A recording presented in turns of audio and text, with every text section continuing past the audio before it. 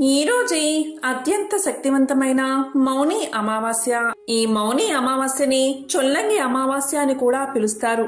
కాబట్టి ఎంతో విశేషమైన ఈ రోజు ఈ కథలను విన్నా, చదివినా, చెప్పినా, వినిపించినా జన్మల దోషాలు తొలగి కోటి జన్మల పుణ్యం వస్తుంది. మరి ఆ కథ ఏంటో ఇప్పుడు ఈ వీడియోలో తెలుసుకుందాం. ఈ కథ గరుడ పురాణంలోనిది. పూర్వం కృతయుగంలో వంగ అను దేశంలో బభ్రు వాహనుడు అనే రాజు ఉండేవాడు. అతనిది విశాలమైన రాజ్యం. సమర్థవంతమైన పరిపాలనతో తన రాజ్యాన్ని శత్రువుల బారిన పడకుండా రక్షిస్తూ ధర్మ మార్గాన పాలన సాగిస్తూ ఉండేవాడు. అతని యుగం కృతయుగం అంటే సత్యయుగం కదా. భూమికి 4 దిక్కులా సత్యమే వర్ధిల్లేది.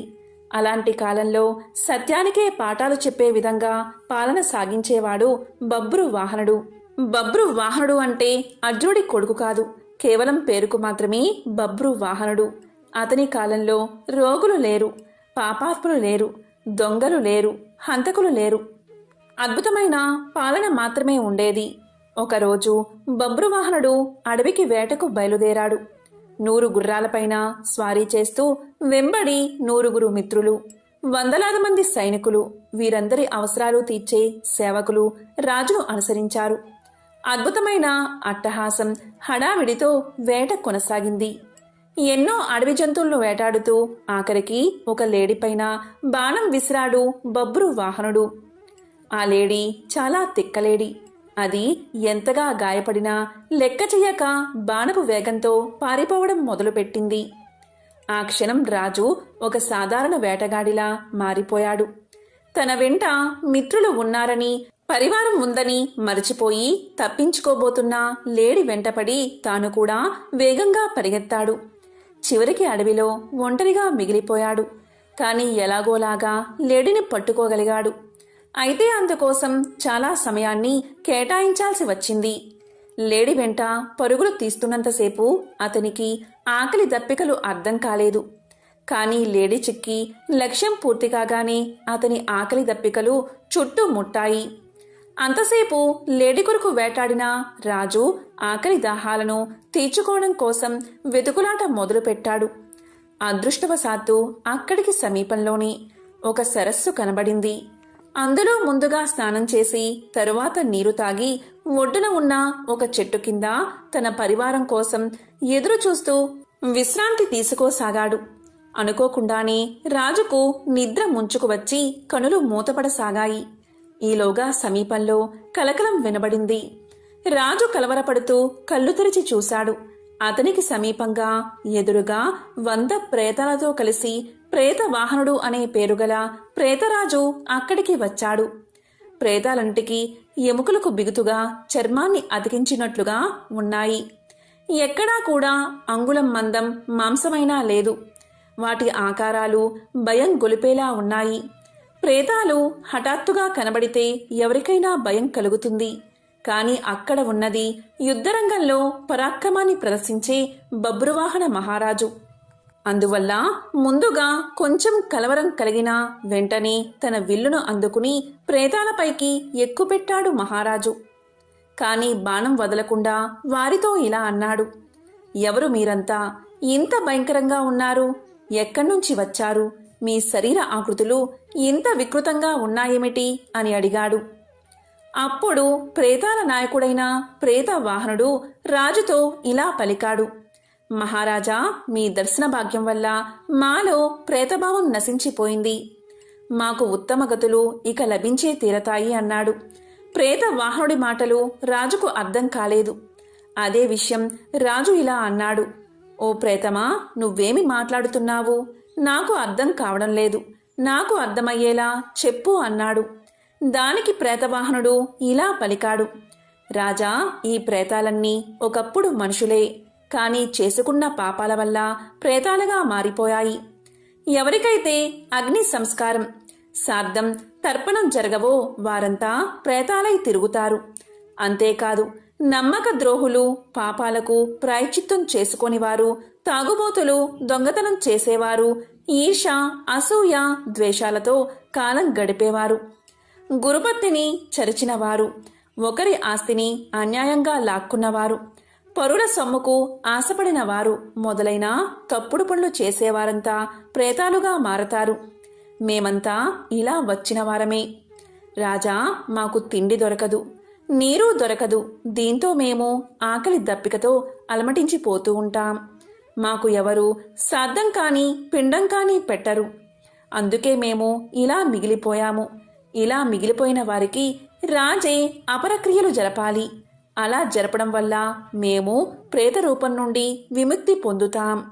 అలాగే మీరు కూడా గొప్ప పుణ్యాన్ని సంపాదించుకుంటారు. రాజా, బతికి ఉన్నంతసేపు వీరు నావారు, వీరు నావారు అనుకుంటాం.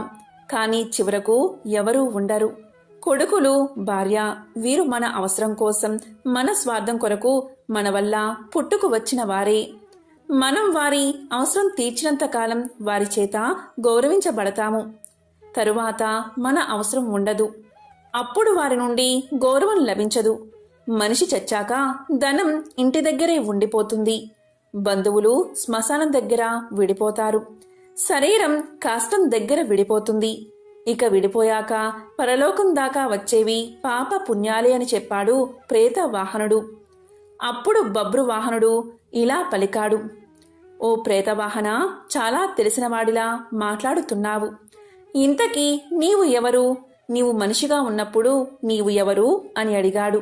దానికి ప్రేతవాహనుడు ఇలా సమాధానం చెప్పాడు: ఓ రాజా, ప్రేతంగా మారడానికి ముందు నేను ఒక ధనికుడైన వైశ్యుణ్ణి. పేరు దేవదత్తుడు. నేను సన్మార్గంలో నడిచాను, దేవతారాధన చేశాను, తీర్థయాత్రలు తిరిగాను, దాన ధర్మాలు కూడా చేశాను. కానీ నాకు అపరకర్మలు చేయడానికి మాత్రం ఎవరూ లేకుండా పోయారు. అందుకనే ఇలా ప్రేతానై తిరుగుతున్నాను. రాజా, ఒక దేశపు రాజు అన్ని వర్ణాల వారికి, అన్ని కులాల వారికి బంధువులు అవుతాడని శాస్త్రాలు చెబుతున్నాయి. అందుకని నీవు మా అందరి కోసం అపర కర్మలు చేసి మాకు ముక్తిని కలిగించు అని చెప్పి తన వద్ద ఉన్న ఒక మణిని తీసి రాజుకు ఇవ్వబోయాడు ప్రేతవాహనుడు. అందుకు రాజు ఇలా పలికాడు: ఓ ప్రేతవాహన, నేను ఒక రాజుని. ఇతరుల నుండి దానాన్ని స్వీకరించను. మీకు అపరకర్మలు మాత్రం చేస్తాను. కానీ ప్రేతవాహన, నాకిది చెప్పు, మా వంశస్థుల్లో ఎవరైనా ప్రేతదశలోనే ఉండిపోయారా? ఒకవేళ ఉండిపోతే ఆ విషయం నేను ఎలా తెలుసుకోవాలి? వారికి ముక్తిని ఎలా కలిగించాలి అని అడిగాడు. దానికి ప్రేతవాహనుడు ఇలా చెప్పాడు: రాజా, మీ వంశంలోని వారు ఎవరైనా ప్రేతత్వంలా మిగిలిపోయి ఉంటే మీకు కారణం లేకుండానే కొన్ని కష్టాలు వచ్చి పడతాయి. దాంపత్య జీవితంలో అపశృతులు ఏర్పడతాయి. భార్యాభర్తలు పూర్తిగా ఆరోగ్యంగా ఉన్నా కూడా వారికి పిల్లలు పుట్టరు. స్త్రీలకు నెలసరి సమస్యలు నిరంతరం కలుగుతాయి. యవ్వనంలోనే ఆత్మీయ బంధువులు మరణిస్తారు. నడి వయసులోని వారు అనుకోకుండా మరణిస్తారు. ఉన్నట్టుండి ఆదాయం తగ్గిపోతుంది. అనుకోని విధంగా ఇల్లు తగలబడిపోతుంది. ఇంట్లో ఎప్పుడూ గొడవలు జరుగుతూ ఉంటాయి. కావాలనే అపవాదులు వచ్చి మీద పడతాయి. తీవ్రమైన జబ్బులు వస్తాయి. వ్యాపారం చక్కగా చేస్తున్నా కూడా లాభాలు మాత్రం రావు. వర్షాలు బాగా కురిసినా కూడా పంట చేతికి రాదు. ఇంటి ఇల్లాలే శత్రువులా తిరగబడుతుంది. కాబట్టి రాజా, ఇలాంటివి జరుగుతాయి. ఇవన్నీ అపారకర్మ చేయనందువల్ల ఆకలి బాధతో తిరిగే ప్రేతాల వల్లే జరుగుతాయి. కాబట్టి మన వంశం వారు ఎవరైనా ప్రేతాల్లా మారి తిరుగుతున్నారా అని ఇలా గుర్తించవచ్చు అని చెప్పాడు ప్రేతవాహనుడు. ఇదంతా విన్న తర్వాత బబ్రువాహన మహారాజు తన నగరానికి వెళ్లి ప్రేతాల విముక్తి కోసం శ్రాద్ధ అపరకర్మలు చేయించాడు. అంతటితో ప్రేతవాహనుడికి, అతనితో ఉన్న ప్రేతాలకు విముక్తి కలిగింది. వారంతా ఎంతో సంతోషంగా స్వర్గాన్ని చేరుకున్నారు. ఇది గరుడ పురాణంలోని కథ. సకల శుభాలు కలిగే స్కంద పురాణంలోని పవిత్రమైన కథను ఇప్పుడు తెలుసుకుందాం. పూర్వం అవంతిపురంలో నంది అనే వైశ్యుడు ఉండేవాడు. అతను గొప్ప శివభక్తుడు. ప్రతిరోజు నగరానికి సమీపంలో ఉన్న ఒక అడవికి వెళ్లి అక్కడ ఉన్న ప్రాచీన శివలింగాన్ని అర్చించేవాడు. శాస్త్ర విధానంగా శివుడికి ప్రతిరోజు పంచామృతాలతో అభిషేకం చేసి షోడశోపచారాలతో ఆయన్ని విధి విధానాలతో పూజించేవాడు. పూజలో భాగంగా వివిధ రకాల పుష్పాలు, ఫలాలు, ముత్యాలు, ఇంద్రనీలాలు, మాణిక్యాలు, వైడూర్యాలు లింగానికి సమర్పించేవాడు. ఈ విధంగా అడవిలో ఉన్న ఆ శివలింగం నంది చేత రకరకాల పూజలతో ఎన్నో సంవత్సరాలు పూజించబడింది. ఒకనాడు అడవి మృగాలను వేటాడే కిరాతుడు ఒకడు వేటాడుతూ అక్కడికి వచ్చాడు. అతనికి ప్రాచీన శివలింగం ఉన్న ఆలయం కనిపించింది. అక్కడికి వచ్చేసరికి కిరాతుడికి ఎంతో దాహం వేసింది. అటూ ఇటూ చూశాడు. దగ్గర్లో ఒక సరోవరం కనిపించింది. ఒడ్డున తన సామాన్లు పడేసి సరస్సులోకి దిగి కడుపు నిండా నీళ్లు తాగాడు.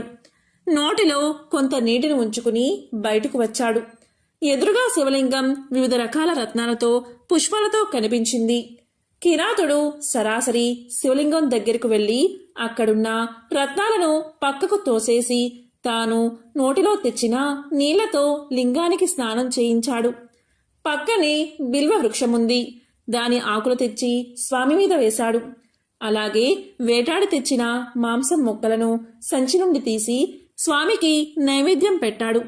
ఇలా తనకు తోచిన రీతిలో శివపూజ చేసిన ఆ కిరాతుడు ఇలా అన్నాడు: స్వామి శంకర, నిన్ను చూస్తే నాకు ఎంతో ఆనందంగా ఉంది. ప్రతిరోజు నీకు ఇలాగే పూజలు చేస్తాను. నన్ను కరుణించు స్వామి అని వేడుకున్నాడు. ప్రతిరోజు కిరాతుడు అక్కడికి వచ్చి ఇదే విధంగా పూజలు చేయడం ప్రారంభించాడు. వైశ్యుడైన నంది కూడా ప్రతిరోజు స్వామిని పూజించడానికి ఆ ఆలయానికి వెళ్ళాడు. ఈ విధంగా రత్నాలు, వజ్ర వైడూర్యాలు చిందరవిందరగా పడి ఉండడం గమనిస్తూ ఉండాడు. ఒకరోజు నంది ఎంతో బాధపడుతూ, అయ్యో, నేను ఏదో పాపం చేసి ఉంటాను. నా పూజలో ఏదో లోపముంది. నేను చేసే పూజ స్వామికి నచ్చట్లేదేమో. ఇదంతా నా దురదృష్టం అని చింతిస్తూ ఇంటికి గుడి నుండి తిరిగి వచ్చాడు. నంది దీనంగా ఉండడం చూసి ఒక పురోహితుడు, అయ్యా, ఎందుకు అలా ఉన్నారు అని అడిగాడు. దానికి నంది, ఓ బ్రాహ్మణోత్తమా, నేను ఈరోజు శివపూజ కోసం అడవికి వెళ్ళాను. అక్కడ శివుడి ముందు ఉన్న మాంసాన్ని చూశాను. ఇంతకుముందు నేను చేసిన పూజనంతా ఎవరో చిందరవందర చేస్తున్నారు. దానివల్లే నాకు ఈ బాధ. నేను పెట్టిన నైవేద్యాన్ని చెడగొట్టి మాంసాన్ని నైవేద్యంగా పెట్టిన వాడెవడో నాకు కనిపించలేదు. ఇప్పుడు నేనేం చెయ్యాలి అని అడిగాడు. దానికి పురోహితుడు నందితో ఇలా అన్నాడు: అయ్యా, మీరేమీ బాధపడకండి. రేపు పొద్దుట నేను కూడా మీతో వస్తాను. ఇద్దరం కలిసి అక్కడికి వెళ్దాం. రోజూ వచ్చి మీ పూజ చెడగొట్టేవాడెవడో తెలుసుకుందామని ధైర్యాన్ని చెప్పాడు. అదేవిధంగా ఆ మర్నాడు ఇద్దరూ కలిసి వనంలో ఉన్న శివలింగం దగ్గరకు వెళ్లారు. పురోహితుడు రుద్రాధ్యాయాన్ని పఠిస్తూ ఉండగా నంది చక్కగా లింగానికి ఏకాదశ రుద్రాభిషేకం చేశాడు. తరువాత యథావిధిగా రత్నాలు, పుష్పాలు సమర్పించి షోడశోపచార పూజ కూడా వైభవంగా చేశాడు. ఇలా 2 జాముల కాలం గడిచింది. అప్పుడు మహాకాలుడిలా నల్లగా ఎత్తుగా ఉన్న కిరాతుడు చేతిలో ధనస్సు బాణం పట్టుకుని అక్కడకు వచ్చాడు. ఎంతో భయంకరంగా ఉన్న ఆ కిరాతకుడిని చూసి నంది భయపడిపోయాడు. అతనితో పాటు పక్కనే ఉన్న పురోహితుడు కూడా, అతని బృందం కూడా వణికిపోయారు. ప్రతిరోజు చేసినట్లే ఆ కిరాతుడు వాళ్ళని పట్టించుకోకుండా అప్పటిదాకా వారు చేసిన పూజా ద్రవ్యాలని పక్కకు తోసేసి పుక్కెట జలంతో స్వామికి అభిషేకం చేసి మాంసం నైవేద్యంగా పెట్టి మారేడుదలాన్ని స్వామికి సమర్పించి సాష్టాంగ నమస్కారం చేసి తిరిగి తన దారిన తాను వెళ్లిపోయాడు. ఈ దృశ్యాన్నంతా చూసిన నందికి, అతని పురోహిత బృందానికి ఎంతో ఆశ్చర్యం కలిగింది. దానితో నంది ఇంటికి వచ్చి పండితులందరినీ సమావేశపరిచి విషయాన్ని వివరంగా వారికి చెప్పాడు. ఓ విప్రులారా, ఇప్పుడు నేనేం చెయ్యాలో మీరే చెప్పండి అని సలహా అడిగాడు. అప్పుడు పండితులు నందితో ఇలా చెప్పారు: అయ్యా, నీవు ఎంతో పవిత్రంగా చేసే పూజ ప్రతిరోజు పాడు చేయబడుతుంది. ఇక శివలింగం అక్కడ ఉండటం మంచిది కాదు. మీరు వెంటనే దాన్ని తీసుకువచ్చి మీ గృహంలో ప్రతిష్ఠించండి. అదే మీకు శ్రేయస్కరమని సలహా ఇచ్చారు. దానితో నంది పండితుల మాట ప్రకారం అడవిలో ఉన్న లింగాన్ని తెచ్చి తన ఇంట్లోనే స్థాపించి యథావిధిగా రత్నాలతో పూజించాడు. అక్కడికి కిరాతుడు మర్నాడు వచ్చి చూసేసరికి శివలింగం కనిపించలేదు. ఒక్కసారిగా అతనికి దుఃఖం ముంచుకొచ్చింది. దాంతో ఇలా అన్నాడు: ప్రభూ శంకర, నన్ను వదిలి ఎక్కడికి వెళ్ళావు? నిన్ను చూడకపోతే నా మనసు ఎంతో బాధపడుతుంది. ప్రభు, నన్ను కరుణించు. నీవు రాకపోతే నా ప్రాణాల్ని వదిలేస్తాను. పరమేశ్వర, కరుణించు అని తీవ్రంగా విలిపించాడు. అయినా శివుడు సాక్షాత్కరించలేదు. వెంటనే అన్నమాట నిలబెట్టుకోవాలని భావించిన కిరాతుడు తన గోళ్లతో గుండెను చీల్చుకుని రోషంగా అరుస్తూ, ప్రభు, ఇదిగో నా గుండె, నీకోసమే తెచ్చాను, ఇప్పటికైనా నాకు కనబడు అని పిలిచాడు. ఆ వెంటనే లోపల పేగుల్ని మాంసాన్ని బయటకు తీసి పక్కన పడేశాడు. ఇక పూర్తిగా ఓపిక నశించి రక్తం దారలుగా కారిపోతూ ఉండగా అలాగే అక్కడే కుప్ప కూలిపోయాడు. అంతలో దివ్య కాంతులు వెదజల్లుతూ ప్రమద గణాలతో సహా శివుడు అక్కడ ప్రత్యక్షమయ్యాడు. కర్పూర కాంతులతో ప్రకాశిస్తూ జటాజూటదారి అయిన శివుడు త్రిశూలాన్ని చంద్రశేఖరుణ్ణి ధరించి శివుడు కిరాతకుడి చెయ్యి పట్టుకుని పైకి లేపి అతని గాయాలన్నీ పోగొట్టాడు. ఎంతో ప్రేమగా ఇలా పలికాడు, కిరాతక, నీవెంతో గొప్ప భక్తుడివి. నాకు సంతృప్తి కలిగేలా పూజలు చేశావు. నా కోసం ప్రాణాలు సమర్పించడానికైనా సిద్ధపడ్డావు. నీ భక్తి అనన్య సామాన్యం. నీకేం వరం కావాలో కోరుకో అన్నాడు. ఇక శివుడి మాటలు వినగానే కిరాతకుడికి ఎంతో ఆనందం కలిగింది. వెంటనే ఆయన పాదాల మీద పడి, ప్రభు, నేను నీ దాసుణ్ణి. నాకు జన్మ జన్మల్లో నీ మీద అచంచలమైన భక్తి ఉండేలా అనుగ్రహించు. నీవే నాకు తల్లి, తండ్రి, గురువు, దైవం, బంధువు, మిత్రుడు కూడా. ఇక నాకు వేరే కోరిక లేదు. నిన్ను దర్శిస్తూ ఉంటే చాలు అని వినయంగా పలికాడు. కిరాతకుడి నిష్కలమైన భక్తికి శివుడు ఎంతో చలించిపోయి కిరాతకుడిని తన శివ మందిరానికి ద్వారపాలకుడిగా నియమించాడు. అదే సమయంలో దేవదుందుబులు మోగాయి. ఆ ధ్వని పక్కనే ఉన్న నంది ఇంటిదాకా వినిపించింది. అడవిలో దివ్యమైన ధ్వనులు వినబడేసరికి నంది ఎంతో కంగారుగా పరుగు పరుగున అక్కడికి వచ్చాడు. అక్కడ ఎదురుగా తన్మడై నిల్చున్న కిరాతకుణ్ణి చూశాడు. ఎంతో అద్భుతం జరిగిందని నందికి అనిపించింది. వెంటనే కిరాతుడి చేతులు పట్టుకుని, అయ్యా, నీవు కూడా నాలాగే శివభక్తుడివి. నిన్ను అనుగ్రహించడానికి సాక్షాత్తు శివుడే ఇక్కడికి వచ్చాడు అనిపిస్తుంది. దయచేసి నన్ను కూడా శివుడి దగ్గరకు తీసుకువెళ్ళు. ఆ స్వామి దర్శనాన్ని నాకు కల్పించు అని ప్రార్థించాడు. నంది ప్రార్థన వినగానే గుణవంతుడైన కిరాతుడు అతని చెయ్యి పట్టుకుని శివుడి దగ్గరకు తీసుకువచ్చి శివుడికి చూపించి, శివ, ఇతడు నంది.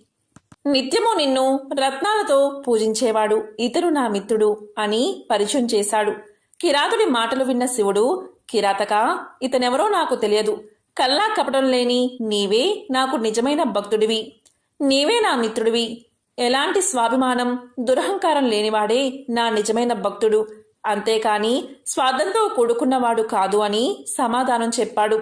అప్పుడు కిరాతుడు, ప్రభు, నేను నీకు స్నేహితుణ్ణి అన్నావు. అంటే నేను నీకు మిత్రుణ్ణి. నా మిత్రుడు నీకు మిత్రుడే కదా. ప్రభు, దయచేసి నాతో పాటు ఇతన్ని ఉద్ధరించు అని ప్రార్థించాడు. కిరాతుడి మాటను కాదనలేక మహాశివుడు వారిద్దరిని తన పరిచారకులుగా స్వీకరించాడు. అదే సమయంలో దివ్య విమానం అక్కడకు వచ్చింది. ఇద్దరూ కలిసి దాన్ని ఎక్కి సరాసరి కైలాసానికి వెళ్లిపోయారు. అక్కడ కైలాసంలో వీరికి ఘన స్వాగతం లభించింది. ఆ ఇద్దరు కైలాసం చేరగానే శివుడి సారూప్యం లభించింది. వారిద్దరూ శివుడిలా మారిపోయారు. అప్పుడు పార్వతీదేవి నవ్వుతూ, నాదా, వీరిద్దరూ పరమ భక్తితో మిమ్మల్ని మెప్పించారు. వీరి జీవితం ఎంతో ధన్యమైంది. వీళ్ళిద్దరిని ఏ కార్యంలో నియమిస్తే బాగుంటుంది అని అడిగింది. దాంతో వారిద్దరూ పార్వతీ పరమేశ్వరులకు నమస్కారం చేసి, ప్రభు, మేమిద్దరం నీ ద్వారానికి కాపలాగా ఉంటాం. దయచేసి మాకా సేవా భాగ్యాన్ని ప్రసాదించు అని కోరారు. వారి భావాన్ని తెలుసుకున్న మహాశివుడు, అలాగే, మీరిద్దరూ ఇక్కడే ఉండి నన్ను సేవించండి అని చెప్పి పంపించాడు. ఈ రకంగా కిరాతుడు మహాకాలుడిగా, నంది నందిగా కైలాసానికి చేరి శివద్వారానికి రక్షకులుగా ఉంటూ నిత్యము ఆయన్ని సేవిస్తూ ఉన్నారు.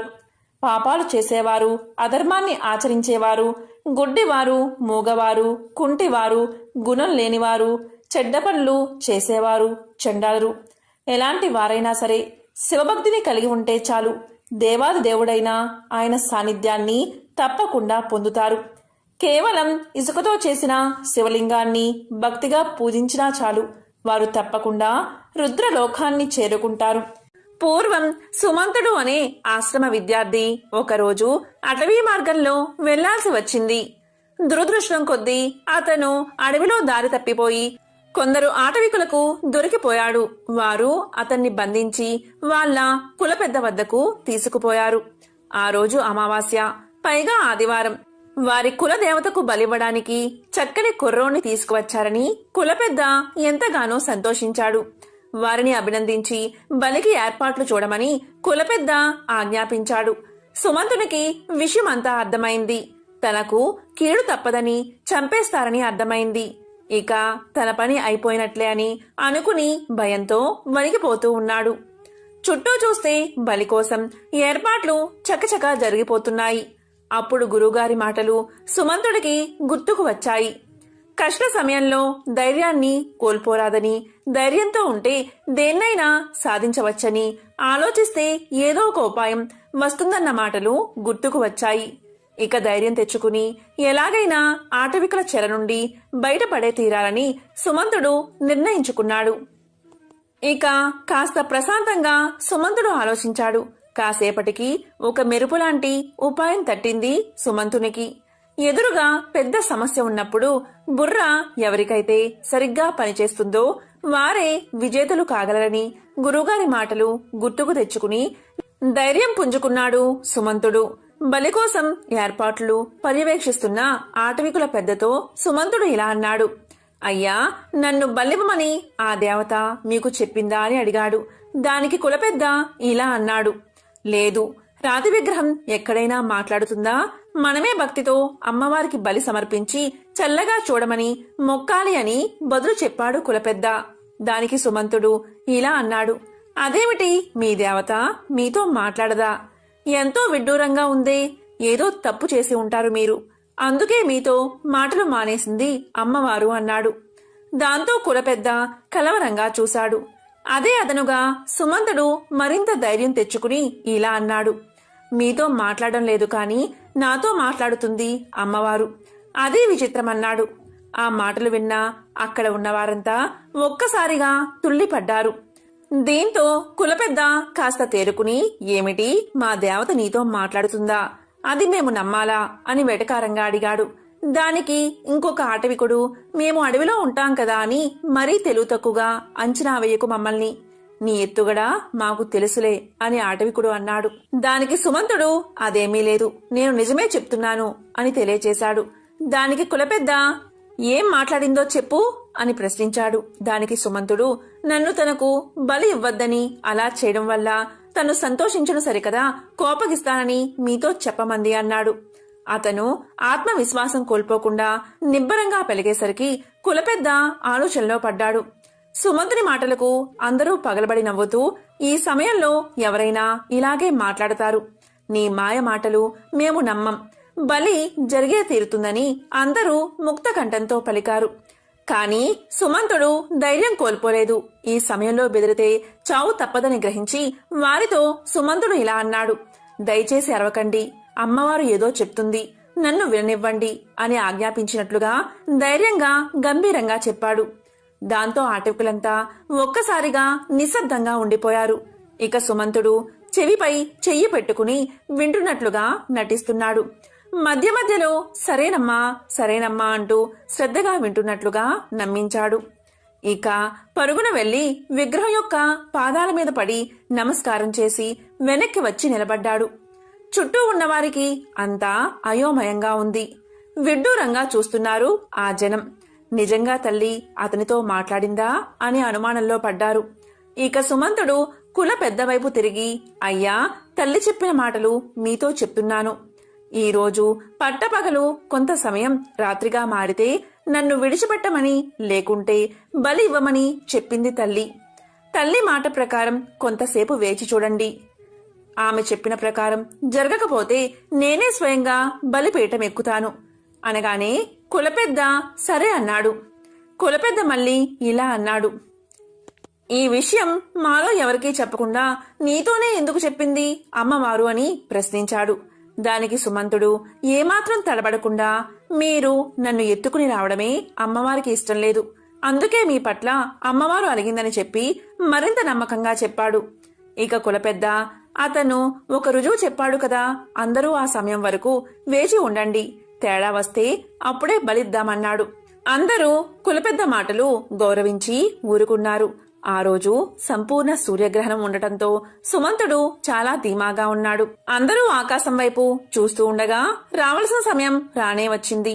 గ్రహణం పట్టి అడవంతా చీకటైపోయింది.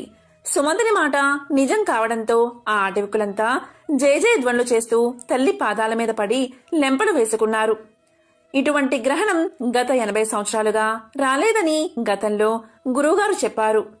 అంత వయస్సు కలవారు ఆ గూడెంలో లేకపోవడంతో సుమంతుని పథకం పారింది. ఆటవికులు సుమంతుని పట్ల ఎంతో భక్తితో గురుకులం తోవ వరకు దిగబెట్టి క్షమించమని వేడుకున్నారు.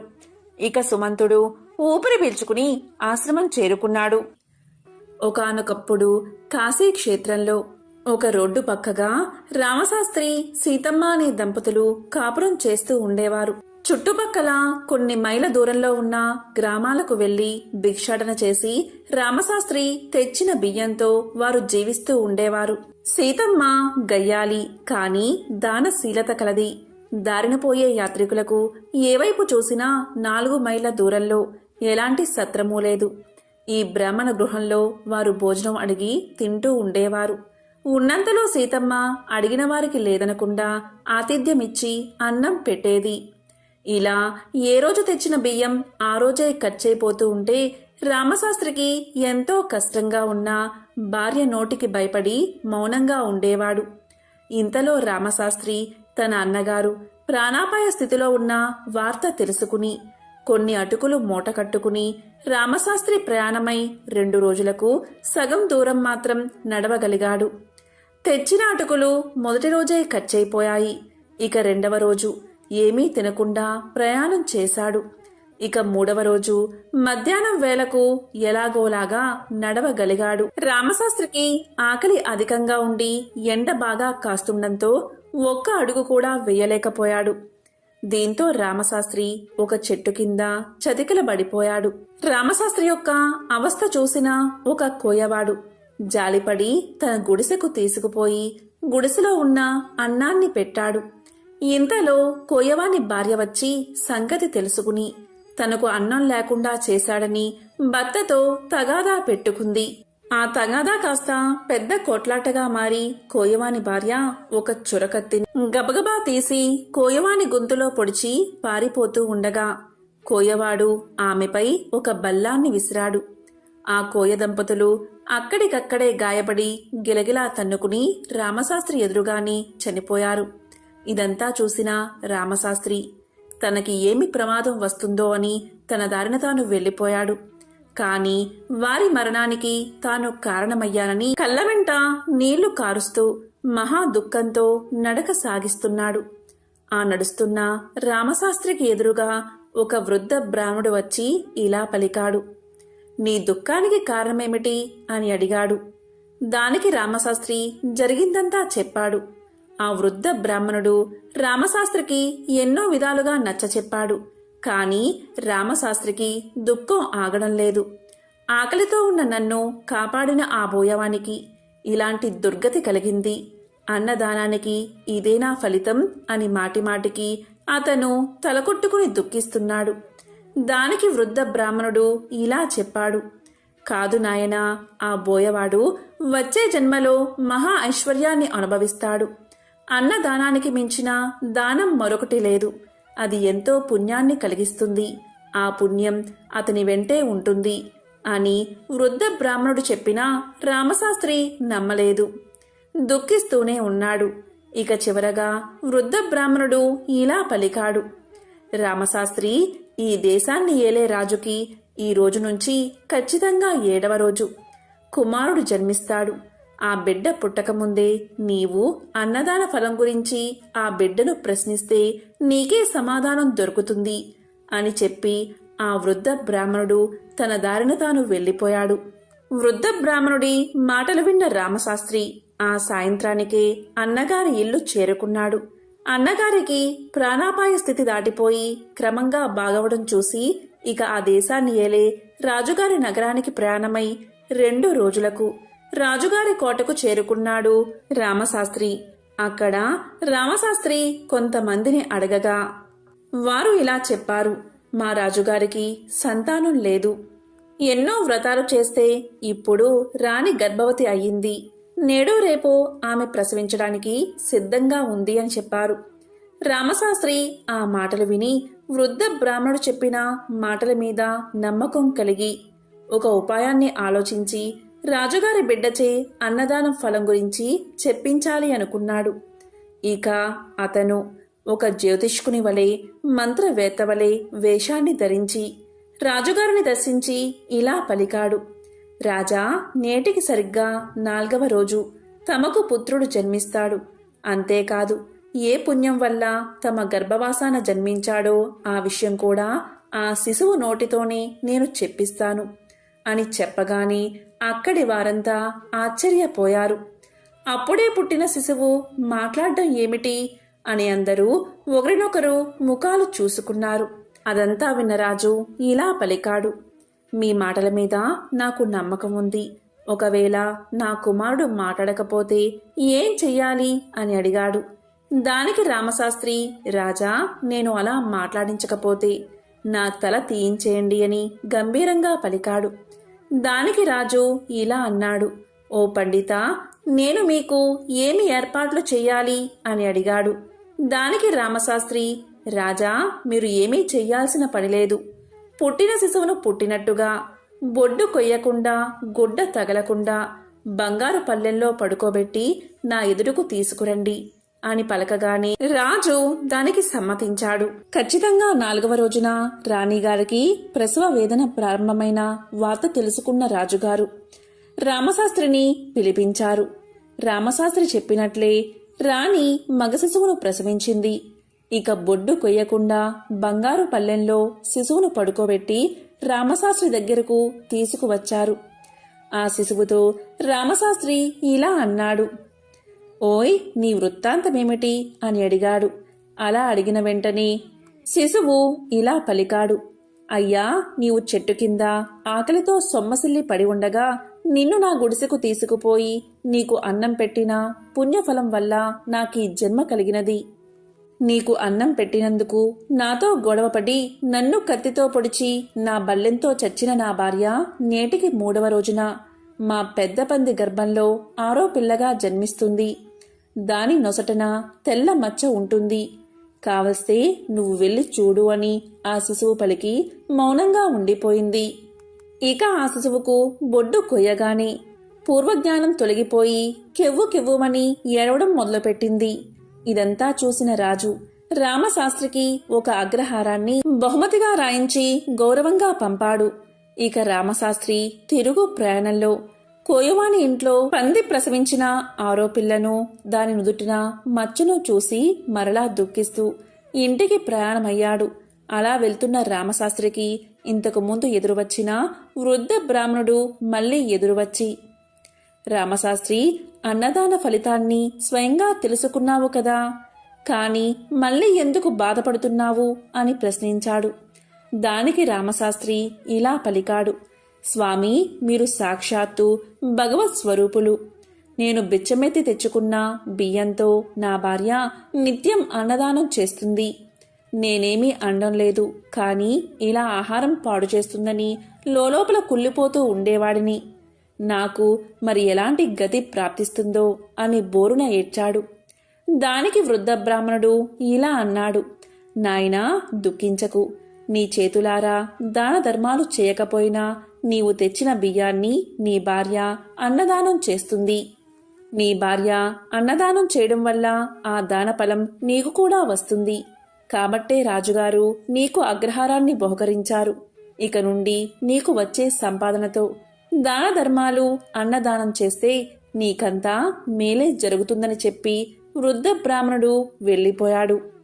ఇదంతా విన్న రామశాస్త్రి ఎంతో ఆనందంతో ఇంటికి వెళ్లి భార్యకు జరిగింది చెప్పి భార్యను అగ్రహారానికి తీసుకువెళ్లి దాన ధర్మాలు చేస్తూ అన్నదానం చేస్తూ ఆనందంగా జీవించారు. కాబట్టి అన్నదానం అంత గొప్పది. ఎంతో పవిత్రమైన మౌని అమావాస్య రోజు, పైగా శుక్రవారం రోజు ఈ కథను విన్నా, చదివినా, చెప్పినా, వినిపించినా జన్మల దోషాలు తొలగి కోటి జన్మల పుణ్యం వస్తుంది. లక్ష్మీనారాయణల అనుగ్రహం మీకు కలుగుతుంది. ఓం శ్రీ మహాలక్ష్మియే నమః. ఓం శ్రీ మాత్రే నమః.